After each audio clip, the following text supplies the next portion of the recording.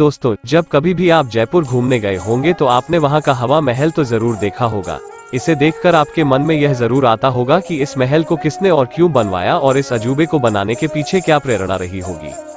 आपको बता दें कि गुलाबी शहर के नाम से मशहूर जयपुर में दो चौपड़े हैं, छोटी चौपड़ और बड़ी चौपड़। चौपड़ का मतलब होता है सड़क के बीचों बीच बने चौकोर चौराहे। इनमें से बड़ी चौपड़ के नजदीक बने हवा महल को जयपुर शहर के संस्थापक सवाई प्रताप सिंह ने 1799 में बनवाया था। राजा सवाई प्रताप सिंह खेतड़ी महल की अनूठी संरचना से इतने प्रेरित हुए कि उन्होंने उसी की तर्ज पर इस भव्य और ऐतिहासिक महल का निर्माण करवाया। इस महल को बनाने का मुख्य उद्देश्य शाही महिलाओं को हर दिन सड़क के दृश्यों से लेकर सड़क पर शाही जुलूसों को पर्दे में रहते हुए देखने के लिए था। उस समय पर्दा प्रथा का कड़ाई से पालन किया जाता था। उस समय की परंपरा अनुसार राजपूत शाही महिलाओं को अजनबियों द्वारा नहीं देखा जा सकता था और न ही शाही महिलाएं किसी सार्वजनिक क्षेत्र में जा सकती थी। महल की बाहरी दीवारों पर 953 खिड़कियां हैं। इन खिड़कियों से बाहर तो देखा जा सकता है, लेकिन बाहर से अंदर का दृश्य नहीं देखा जा सकता। छत्ते के आकार की और खूबसूरती से बनी इन नक्काशीदार खिड़कियों से हवा जब महल में प्रवेश करती है तो इसका तापमान कम हो जाता है, जो इसे एक आदर्श ग्रीष्मकालीन महल बनाती है। इसे पास में ही स्थित सिटी पैलेस के विस्तार के रूप में बनाया गया था। सड़क की तरफ से देखने पर ऐसा लगता है कि यह महल का आगे का हिस्सा होगा, लेकिन वास्तव में यह महल का पीछे का भाग है। इसकी निर्माण शैली की बात करें तो यह 5 मंजिला महल कृष्ण के मुकुट के रूप में बनाया गया है, क्योंकि सवाई प्रताप सिंह हिंदू देवता कृष्ण को समर्पित थे। 50 फीट ऊंचे इस महल में कुल 953 छोटे छोटे झरोखे हैं, जिनमें से प्रत्येक में छोटी जालीदार गुलाबी खिड़की, बालकनियां और लटकी हुई छतों के साथ धनुषाकार छतें हैं। इनके माध्यम से बहने वाली हवा महल को गर्मियों में ठंडा और हवादार बनाए रखती है।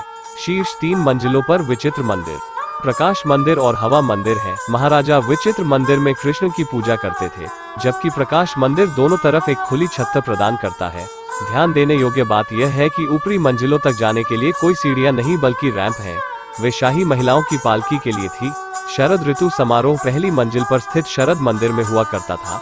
आप दूसरी मंजिल पर रतन मंदिर पर रंगीन कांच के कामों को देख सकते हैं।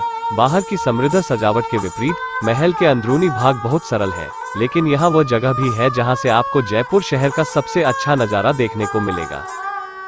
हवा महल जाने का सबसे अच्छा समय सुबह का है, जब सूरज का प्रकाश खिड़कियों से कमरों में प्रवेश करता है। उस समय महल सुनहरी धूप से जगमगा उठता है।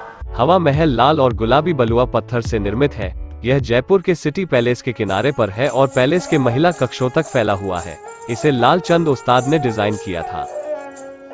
यह महल 5 मंजिला पिरामिड के आकार का स्मारक है। इसके शीर्ष 3 मंजिलें एक कमरे की चौड़ाई जितनी है, जबकि पहली और दूसरी मंजिल के सामने आंगन है। सामने की ऊंचाई छोटे पोरथोल वाले छत्ते की तरह है।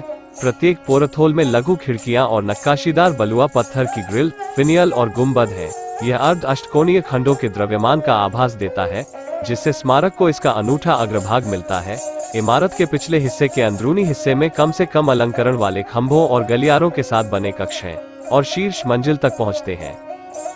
महल के आंतरिक भाग विभिन्न रंगों के कांच के कमरे, जड़े हुए पैनलों या सोने से ढके हुए हैं, जबकि फव्वारे आंगन के केंद्र को सुशोभित करते हैं।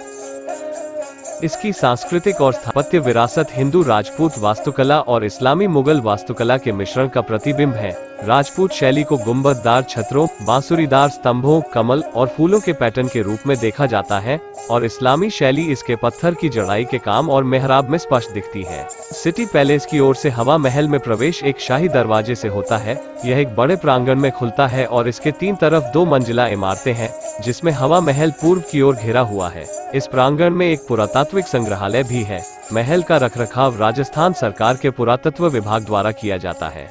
दोस्तों, उम्मीद है कि इस वीडियो में दी गई जानकारी आपको रोचक लगी होगी। कृपया हमारे चैनल को शेयर, लाइक और सब्सक्राइब करें ताकि आगे भी ऐसी जानकारियां आप तक पहुंचती रहें।